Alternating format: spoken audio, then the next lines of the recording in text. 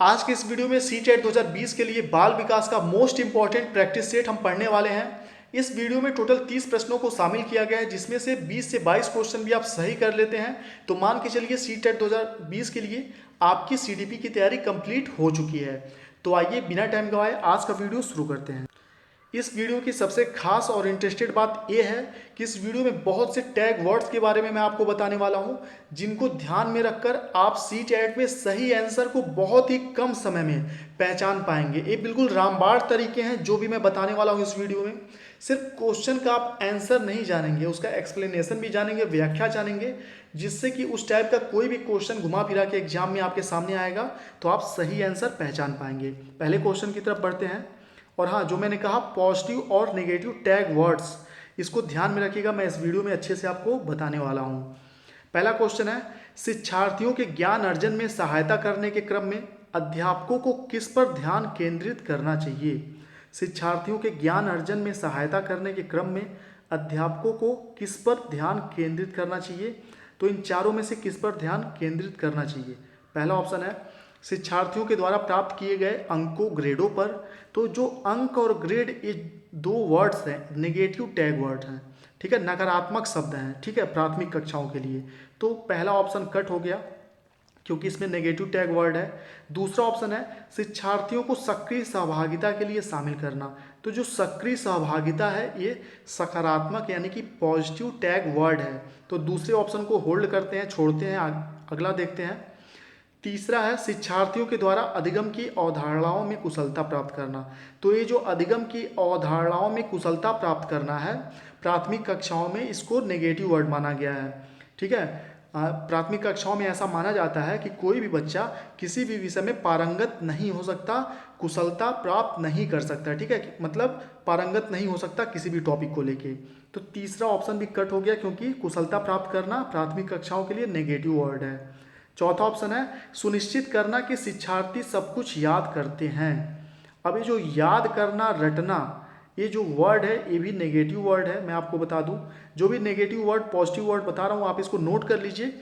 वैसे 70 से 80 पॉजिटिव और नेगेटिव टैग वर्ड्स का एक वीडियो मैं बनाने वाला हूँ, जिसको कि प्रीवियस ईयर के क्वेश्चन पेपर और बहुत सी किताबों की सहायता से तैयार किया है मैंने। बहुत ही बेहतरीन वीडियो है। टारगेट टीचर 68500 इस चैनल पे आपको बहुत जल्द वो वीडियो मिल जाएगा। तो पहले ऑप्शन, तीसरे ऑप्शन और चौथे ऑप्शन में नेगेटिव टैग वर्ड्स हमने देख लिया, यानी कि दूसरा ऑप्शन सही होगा क्योंकि इसमें सक्रिय सहभागिता की बात की जा रही है, सकारात्मक टैग वर्ड की। पहले का दूसरा सही है। दूसरा क्वेश्चन देखते हैं। देखिए दूसरा क्वेश्चन है अध्यापक के दृष्टिकोण से प्रतिभाशीलता किसका गुण है। अध्यापक के दृष्टिकोण से प्रतिभाशीलता किसका संयोजन है, माफ करिएगा गुण नहीं संयोजन है। तो पहला ऑप्शन है उच्च प्रेरणा, उच्च वचनबद्धता, उच्च क्षमता। दूसरा ऑप्शन है उच्च योग्यता। देखिए ये फैक्ट बेस वाला क्वेश्चन है, इसमें बहुत ज़्यादा समझने की जरूरत नहीं है, ठीक है। तो इस वीडियो का बनाने का जो मकसद है, उस टाइप के जो क्वेश्चन है वही मैं एक्सप्लेन करने वाला हूँ। तो दूसरे का सही आंसर है चौथा, यहाँ पे नोट कर सकते हैं आप। दूसरे का सही आंसर है प्रतिभाशीलता जो है किसका संयोजन है, उच्च योग्यता, उच्च सृजनात्मकता, उच्च वचनबद्धता। फैक्ट बेस वाला क्वेश्चन है, ऐसे ही याद कर लीजिए आप। अगला देखते हैं NCF 2005। इस क्वेश्चन को मैं आपको ऐसे समझाने वाला हूँ तीसरे वाले को कि अगर आपने NCF नहीं भी पढ़ा है तो भी आप सही आंसर तक पहुँच जाएंगे, जो मैं आपको तरीका बताने वाला हूँ वो टैग वर्ड वाला। पहला ऑप्शन है, एक बार क्वेश्चन पढ़ लेते हैं। NCF 2005 के अनुसार गलतियाँ इस कारण से महत्वपूर्ण हैं। एक चीज़ ध्यान रख लीजिए, ये जो गलतियाँ हैं प्राथमिक कक्षाओं के लिए, यह सीखने की प्रक्रिया का अभिन्न अंग है, ठीक है। छोटे बच्चे गलतियां करके ही सीखते हैं, ये ध्यान रखिएगा आप, ठीक है। तो गलतियां जो करते हैं बच्चे, वह नेगेटिव टैग वर्ड नहीं है। गलतियां करना छोटे बच्चों के लिए स्वाभाविक है, ध्यान रखिएगा ये चीज़। तो पहला ऑप्शन है यह अध्यापकों को बच्चों को डांटने के लिए एक तरीका उपलब्ध कराती हैं। जो बच्चे गलतियां करते हैं उससे अध्यापकों को डांटने का मौका मिल जाता है। क्या ये सही है? तो बच्चों को डांटना नेगेटिव टैग वर्ड है, पहला ऑप्शन कट हो गया। दूसरा, ये बच्चे के विचार की अंतर्दृष्टि उपलब्ध कराती हैं तथा समाधानों को पहचानने में सहायता करती हैं।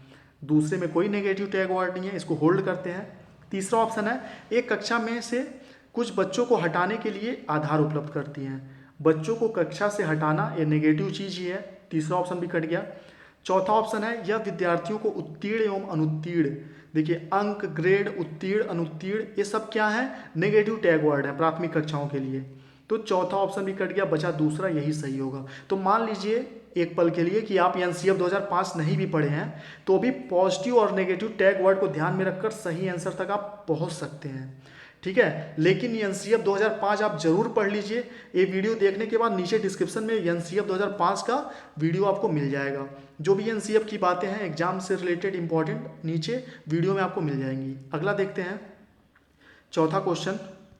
और वीडियो पसंद आ रही हो तो प्लीज़ लाइक करें। अच्छा, लाइक भले मत करें लेकिन वीडियो कम से कम आप पूरा देखें, क्योंकि वीडियो बहुत ही ध्यान से, इस वीडियो को पूरा रात भर मैंने बहुत अध्ययन किया, बहुत सारी चीज़ों को ध्यान में रखा, टैग वर्ड्स वगैरह, जब जाके वीडियो मैं बना रहा हूँ। तो काफ़ी मेहनत होता है आपके लिए, तो वीडियो कम से कम पूरा देखा करें आप लोग। चौथा देखिए, एक बच्चे की कॉपी में लिखने में विपरीत छवियां, दर्पण, छवि आदि जैसी गलतियां मिलती हैं। इस प्रकार का बच्चा लक्षण प्रदर्शित कर रहा है। जैसा कि मैंने एक वीडियो अपलोड किया है 3-4 दिन पहले, अधिगम अक्षमता से रिलेटेड, यानी कि लर्निंग डिसेबिलिटी से संबंधित। उसमें मैंने आपको बताया था कि जो डिसकैलकुलिया, डिसग्राफिया और ये सारी चीज़ें हैं, ये पहले की सीटेट में आते थे, ठीक है। सिंपल सा पूछ लेता था, बच्चे में लिखने से संबंधित अक्षमता है तो कौन सी बीमारी से ग्रसित है, कौन सी अधिगम अक्षमता से ग्रसित है, तो आप बता देते थे डिसग्राफिया। लेकिन अब उसका पैटर्न बदल चुका है और उसी बदले हुए पैटर्न पे क्वेश्चन है। एक बच्चे की कॉपी में लिखने में विपरीत छवियां, दर्पण, छवि आदि जैसी गलतियां मिलती हैं। इस प्रकार का बच्चा लक्षण प्रदर्शित कर रहा है। पहला ऑप्शन सही होगा, अधिगम में अशक्तता। अशक्तता को हम कहते हैं अक्षमता, ठीक है। अशक्तता को हम क्या बोलते हैं, अक्षमता, अक्षमता, ठीक है। जो भी सीटेट में कठिन शब्द है, मैं आपको कहता हूं प्रैक्टिस सेट आप जब सॉल्व करेंगे प्रीवियस ईयर के क्वेश्चन पेपर से, तो ये जो भी मान लीजिए अशक्तता का आपको अर्थ नहीं समझ में आ रहा है, लेकिन अक्षमता का, डिसेबिलिटी का तो अर्थ आपको पता होगा, तो इसको ट्रांसलेट करके आप इसको पढ़ लेंगे, जब भी आप सही आंसर पहचान पाएंगे। तो अधिगम में अशक्तता यानी कि अधिगम अक्षमता, तो लिखने से संबंधित कोई भी दिक्कत है या गणित संबंधी समस्या है तो वह अधिगम अक्षमता कहलाती है। पहला ऑप्शन सही होगा। अगला क्वेश्चन देखते हैं, पांचवा। निम्नलिखित में से कौन सा बच्चों के संवेगात्मक विकास के लिए सर्वाधिक उपयुक्त है। निम्नलिखित में से कौन सा बच्चों के संवेगात्मक विकास के लिए सर्वाधिक उपयुक्त है। पहला ऑप्शन है अध्यापकों की कोई भी सहभागिता नहीं क्योंकि यह माता पिता का कार्य है, बिल्कुल गलत, पहला ऑप्शन कट गया। दूसरा, कक्षा कक्ष का नियंत्रित परिवेश। तीसरा, कक्षा कक्ष का आधिकारिक परिवेश। कक्षा कक्ष का प्रजातांत्रिक परिवेश। तो ये जो प्रजातांत्रिक परिवेश है यह सकारात्मक टैग वर्ड है, ध्यान रखिएगा। तो चारों में से जो है चौथे ऑप्शन में हमें पॉजिटिव टैग वर्ड मिला है, इसलिए यही आंसर सही होगा और यही आंसर सही है भी, ठीक है। पांचवें का चौथा सही ऑप्शन है कि निम्नलिखित में से कौन सा बच्चे के संवेगात्मक विकास के लिए सर्वाधिक उपयुक्त है। कक्षा कक्ष का प्रजातांत्रिक माहौल यानी कि लोकतांत्रिक माहौल, जिसमें बच्चे को कुछ भी कहने और अपनी बात रखने का अधिक से अधिक अवसर उपलब्ध हो। पांचवें का चौथा सही है क्योंकि प्रजातांत्रिक परिवेश सकारात्मक टैग वर्ड है, पॉजिटिव टैग वर्ड है। छठा क्वेश्चन हम लोग देखते हैं। 6 नंबर का जो क्वेश्चन है वो है कि बच्चे के अधिगम को सुगम बनाने के अध्यापक को एक अच्छे कक्षाई परिवेश का सृजन करने की आवश्यकता होती है। इस प्रकार के अधिगम परिवेश का सृजन करने के लिए नीचे दिए गए कथनों में से कौन सा सही नहीं है।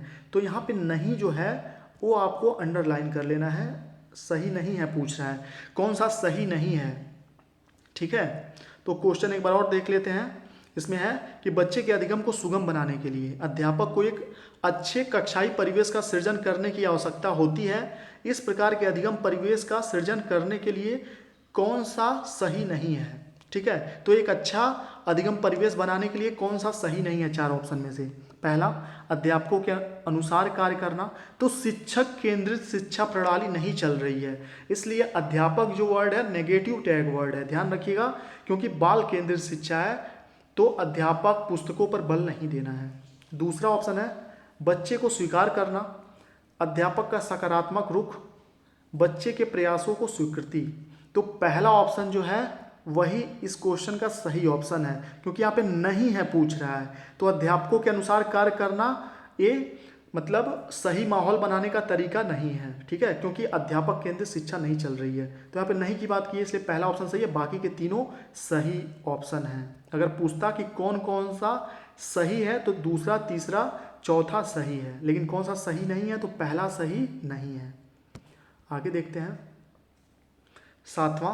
देखिए नेगेटिव पॉजिटिव टैग वर्ड से कितनी आसानी से क्वेश्चन का आंसर मिल जा रहा है, ठीक है। वैसे नेगेटिव पॉजिटिव टैग वर्ड्स पे एक डिटेल में वीडियो में बनाऊंगा, कुछ और टैग वर्ड्स मैं इधर उधर से ढूंढ रहा हूँ, उस पर टाइम जरूर लग रहा है टैग वर्ड्स वाले वीडियो पे, लेकिन इतना बेहतरीन वीडियो अपलोड होगा जिससे कि पैडागोजी में से 75 में से आप 70 से 75 क्वेश्चन सही करेंगे। और एक और चीज़ मैं आपको बता दूँ, अगर आप CTET की तैयारी कर रहे हैं, बचे हुए, जैसा कि आपको पता है कि बहुत कम समय बचे हुए हैं CTET एग्जाम में, और CTET के लिए एग्जाम से रिलेटेड वीडियो मैंने अपलोड किया, उस पर बहुत सारे नेगेटिव कमेंट आ रहे थे कि ये पुराना अपडेट है, आप नया नहीं बता रहे हैं, पुराना है, ऐसा है वैसा है।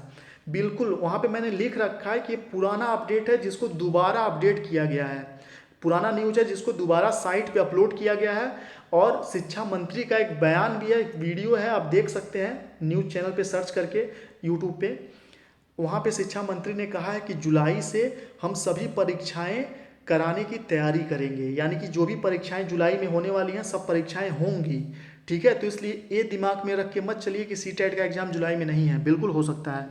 तो बचे हुए 15 दिन में सबसे सटीक तैयारी के लिए आप 7905352723 पर व्हाट्सएप पे मैसेज कर सकते हैं। इस पर आपको सिर्फ एक बार 100 रुपये का फीस पेमेंट करना है CTET के लिए। इस नंबर पे आप व्हाट्सएप पे मैसेज करिए CTET 2020 लिख के, जो भी फीस का डिटेल है, कैसे 100 रुपये पे करना है वो बता दिया जाएगा, ग्रुप में ऐड कर दिया जाएगा।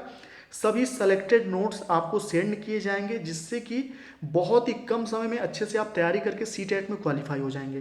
तो इस नंबर पे 7905352723 पे व्हाट्सएप पे मैसेज करिए आप। अगला क्वेश्चन देखते हैं। तो क्वेश्चन है, लड़कों और लड़कियों के बीच में कुछ कथन नीचे दिए गए हैं, आपके अनुसार इसमें से कौन सा सही है, ठीक है। इसमें से कौन सा कथन लड़के लड़कियों के बारे में सही है। तो देखिए इसमें जो 3 गलत ऑप्शन है उसको हम कट करेंगे, जो एक बचेगा वही सही आंसर होगा। पहला ऑप्शन है, लड़कों को घर के कामों में सहायता करनी चाहिए, बिल्कुल करनी चाहिए, इसलिए पहले ऑप्शन को छोड़ देते हैं। दूसरा ऑप्शन है, सभी लड़कों को विज्ञान तथा लड़कियों को गृह विज्ञान पढ़ना चाहिए, ये लैंगिक रूढ़वादिता को दर्शाता है, इसलिए दूसरा ऑप्शन गलत हो जाएगा, ठीक है। ऐसा जरूरी नहीं कि लड़कों को विज्ञान और लड़कियों को गृह विज्ञान पढ़ना चाहिए, लड़कियां भी विज्ञान पढ़ सकती हैं और पढ़ती भी हैं, और लड़के विज्ञान या जो विषय चाहे पढ़ सकते हैं। तो ये जो मतलब तुलनात्मक चीज़ है नहीं होनी चाहिए, ठीक है, लड़के लड़कियों के बीच में। तीसरा है, लड़कियों को घर के कामों में सहायता करनी चाहिए, तो लड़कियां तो ऑलरेडी करती ही हैं, ठीक है, मतलब लड़कियां तो वैसे भी करती हैं, तो इसलिए तीसरा ऑप्शन भी सही नहीं होगा। लड़कों को बाहर के कामों में सहायता करनी चाहिए, लड़के बाहर के काम में सहायता करते ही हैं, तो इसलिए पहला ऑप्शन सही होगा CTET के हिसाब से कि लड़कों को घर के कामों में सहायता करनी चाहिए। बाकी के जो ऑप्शन है वो तो हैं ही, मतलब तीसरा और चौथा तो है, लड़के बाहर के काम में सहायता करते हैं, लड़कियां घर के काम में, ठीक है। और दूसरा ऑप्शन जो है यह लैंगिक रूढ़वादिता को दिखाता है, इसलिए गलत हो जाएगा। तो बचा पहला ऑप्शन, यही सही होगा, ध्यान रखिएगा। 8वां क्वेश्चन देखते हैं। एक प्रभावशाली अध्यापिका होने के लिए यह महत्वपूर्ण है, एक प्रभावशाली अध्यापिका होने के लिए यह महत्वपूर्ण है कि समूह गतिविधियों के बजाय वैयक्तिक अधिगम पर ध्यान देना, पहला ऑप्शन।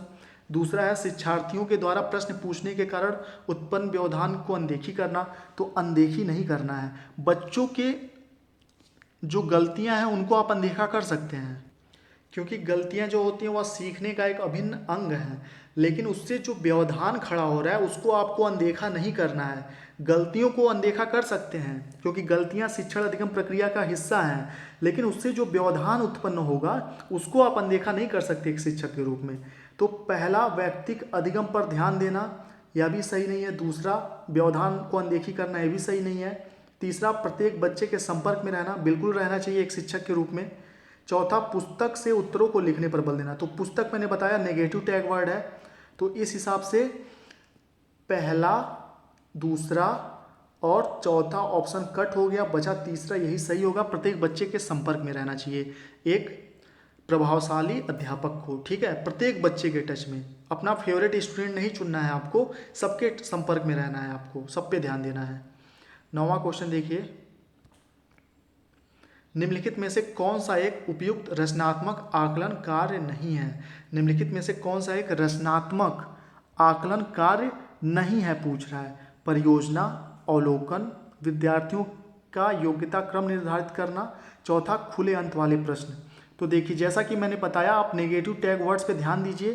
विद्यार्थियों की योग्यता क्रम निर्धारित करना, कौन सा विद्यार्थी कितना योग्य है, यह नेगेटिव टैग वर्ड है, इसलिए तीसरा सही आंसर होगा। पूछा कौन सा नहीं है, उपयुक्त रचनात्मक आकलन कार्य नहीं है, 9वां का तीसरा सही होगा।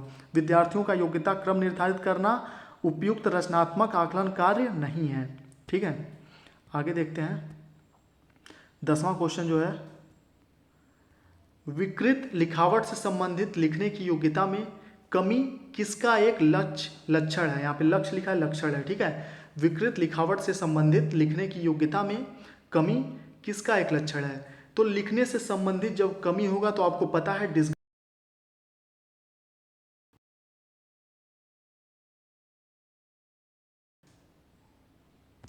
माफ करिएगा। तो हाँ देखिए, मैं कह रहा था कि जब लिखने से संबंधित कोई भी समस्या होगी तो आपको पता है डिस्ग्राफिया कहते हैं, चौथा ऑप्शन सही होगा। डिसकैलकुलिया माने क्या होता है, जब गणितीय संबंधी अक्षमता होगी। ठीक है, यानी कि कुछ गिनने में दिक्कत होगा। डिस माने कमी, कैलकुलिया माने कैलकुलेशन करना यानी कि गिनना। ठीक है, डिसलेक्सिया क्या होता है, डिसलेक्सिया यानी कि शब्दों अक्षरों को पढ़ने में जब दिक्कत होता है। तो यहाँ लिखने से संबंधित है, इसलिए चौथा ऑप्शन सही होगा, डिस्ग्राफिया। आगे देखते हैं। 11वां जो क्वेश्चन है वो है जीन पियाजे से रिलेटेड। पियाजे के सिद्धांत के अनुसार निम्नलिखित में से कौन सा व्यक्ति के संज्ञानात्मक विकास को प्रभावित नहीं करेगा। जीन पियाजे का जो थ्योरी है, सिद्धांत है संज्ञानात्मक विकास का, तो उन्होंने, जीन पियाजे ने क्या किया था अपने सिद्धांत में, सामाजिक अनुभव को नकारा था। ठीक है, सामाजिक अनुभव को महत्वपूर्ण नहीं माना था बच्चे के संज्ञानात्मक विकास के लिए।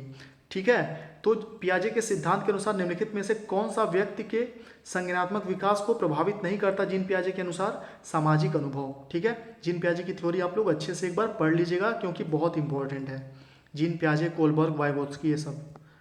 अगला क्वेश्चन है, इनमें से कौन सा त्रितंत्री सिद्धांत में व्यवहारिक बुद्धि का अभिप्राय नहीं है। तो नहीं है की बात यहाँ की जा रही है।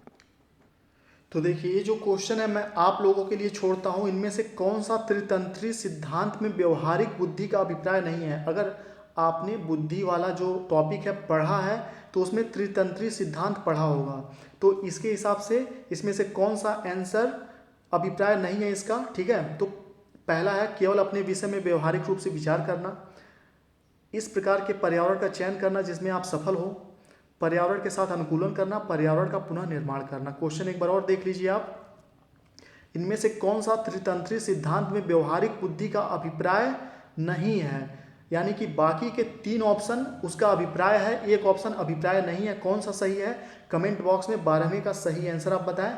मैं कमेंट बॉक्स में 1 घंटे बाद उसका आंसर टैग कर दूंगा। ठीक है, तो अगला क्वेश्चन है 13। कोई भी नाराज हो सकता है परंतु एक सही व्यक्ति के ऊपर सही मात्रा में, सही समय पर, सही उद्देश्य के लिए तथा सही तरीके से नाराज होना आसान नहीं है। देखिए इस टाइप, अब देखिए इस क्वेश्चन में मैं आपको एक चीज़ बता रहा हूँ, इसमें सिर्फ आप क्वेश्चन आंसर मत देखिए क्योंकि सेम क्वेश्चन तो रिपीट होगा नहीं। ठीक है, इसमें चीज़ों को जो मैं समझाने की कोशिश कर रहा हूँ वो समझिए आप। ये जो 13वां क्वेश्चन है, आपको उलझाने के लिए बहुत सारे ऐसे क्वेश्चन पूछे जाते हैं, तो जब भी इस टाइप का क्वेश्चन आप पढ़ें, क्वेश्चन पढ़ के आपको समझ में नहीं आए कि पूछ क्या रहा है, पूछना क्या चाह रहा है, तो समझ लीजिए वो क्वेश्चन एग्जामिनर आपको फंसाने के लिए वहाँ पे दिया हुआ है, तो तुरंत उससे आगे बढ़ जाइए। क्योंकि 30 में से 1 से 2 क्वेश्चन ऐसे आपको मिलेंगे जो आप पढ़कर उलझ जाएंगे और उसमें उलझे रह जाएंगे तो आगे के सही क्वेश्चन भी नहीं कर पाएंगे। तो इस टाइप के क्वेश्चन से तुरंत आगे बढ़ जाना चाहिए आपको। इसका आंसर बता देता हूँ मैं, चौथा है संवेगात्मक विकास। ठीक है, क्योंकि जो नाराज होना, गुस्सा होना, खुश होना, ठीक है, मोह करना, ये सब क्या है, ये सारे संवेग होते हैं, इसलिए संवेगात्मक विकास से संबंधित है। ठीक है, अगला देखते हैं। मैं ये नहीं कह रहा हूँ कि ये जो 13वां क्वेश्चन था इतना डिफिकल्ट था कि आप पढ़ के समझ नहीं सकते हैं, लेकिन कुछ इस टाइप के क्वेश्चन होते हैं जो समझने में थोड़ी सी दिक्कत होती है सीटेट में, तो उसको छोड़ के आगे बढ़ जाना ही सही रहता है। अगला देखते हैं 14, अधिगम में आकलन किसके लिए आवश्यक होता है? जांच परीक्षण के लिए, प्रेरणा के लिए, पृथक्करण और श्रेणीकरण, उद्देश्य को प्रोत्साहन देने के लिए, ग्रेड व अंकों के लिए। तो जैसा कि मैंने बताया, ग्रेड और अंक नेगेटिव टैग वर्ड है, ठीक है, तो चौथा ऑप्शन यही कट गया। तीसरा पृथक्करण और श्रेणीकरण, ठीक है, श्रेणीकरण मतलब उसको ग्रेड में ही बांटना एक तरह से, तीसरा भी कट गया। पहला जांच के परीक्षण के लिए, ये भी सही नहीं है। दूसरा प्रेरणा के लिए, तो बिल्कुल सही चीज़ है, ठीक है। 14वां का 14 का दूसरा ऑप्शन सही होगा कि अधिगम जो है सीखने में, अधिगम यानी कि सीखना, लर्निंग, लर्निंग में आकलन किसके लिए आवश्यक होता है? प्रेरणा के लिए, मोटिवेशन के लिए, ठीक है, ध्यान रखिएगा ये चीज़। 15 क्वेश्चन देखिए, प्रचलित योजनाओं में नई जानकारी जोड़ने को किस नाम से जाना जाता है? तो देखिए, जीन प्याजे, कोलबर्ग, वाइगोत्स्की की थ्योरी को हमेशा मैं कहता हूँ पढ़ने के लिए, तो ये मनोवैज्ञानिकों की थ्योरी से भी बहुत सारे क्वेश्चन पूछे जाते हैं, ठीक है, ध्यान रखिएगा ये चीज़ आप। तो प्रचलित योजनाओं में नई जानकारी जोड़ने को किस नाम से जाना जाता है? तो 15 का सही आंसर है आत्मसातकरण। जब जो योजना प्रचलित है, जो पहले से योजना या जानकारी आपके दिमाग में है, उसमें नई जानकारी जब आप जोड़ेंगे तो उसको क्या कहते हैं? आत्मसातकरण करना कहलाता है ये चीज़, ठीक है। अगला देखते हैं, प्याजे की थ्योरी से रिलेटेड क्वेश्चन है, ठीक है। हम सभी अपनी बुद्धि, प्रेरणा, अभिरुचि आदि के संदर्भ में भिन्न भिन्न होते हैं, यह सिद्धांत संबंधित है। हम सभी अपनी बुद्धि, प्रेरणा, अभिरुचि आदि के संदर्भ में भिन्न भिन्न होते हैं, यह सिद्धांत संबंधित है वैयक्तिक भिन्नता से, ठीक है। बहुत इंपॉर्टेंट क्वेश्चन, फैक्ट बेस वाला। अगला देखिए 17, वंचित समूहों के विद्यार्थियों को सामान्य अभ्यर्थियों के साथ पढ़ाना चाहिए, इसका अभिप्राय है, इसका अभिप्राय है 17 का 4 समावेशी शिक्षा, ठीक है।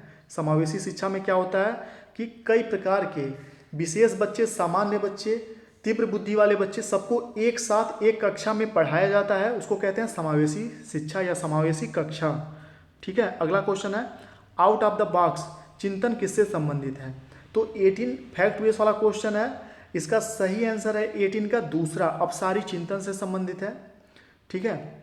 जेपी गिलफोर्ड द्वारा भिन्न सोच शब्द को प्रतिपादित किया गया था, ठीक है। भिन्न सोच एक प्रकार की सोच प्रक्रिया है जिसके द्वारा एक व्यक्ति किसी समस्या के संभावित हल के लिए नए रचनात्मक विचारों को तैयार कर सकता है, ठीक है। आउट ऑफ द बॉक्स चिंतन इससे संबंधित है, दूसरा ऑप्शन सही है, अपसारी चिंतन से। एक चीज ध्यान दीजिए, आपको किसी भी हाल में बच्चों को शाब्दिक या शारीरिक दंड नहीं देना है, ठीक है। क्यों नहीं देना है, इसका क्या परिणाम होता है, इस क्वेश्चन में हम जानेंगे। 21 में बच्चों को शाब्दिक या गैर शाब्दिक दंड देने का परिणाम होता है कि उनके स्वयं के प्रति अवधारणा नष्ट हो जाती है, ठीक है। मान लीजिए कोई भी बच्चा कुछ भी आपसे बात कहता है, आप उस पर दंड दे देते हैं, तो उनके स्वयं के प्रति नेगेटिविटी आ जाती है, अवधारणा नष्ट होने लगती है, ठीक है, ध्यान रखिएगा। 21वें का तीसरा ऑप्शन सही होगा।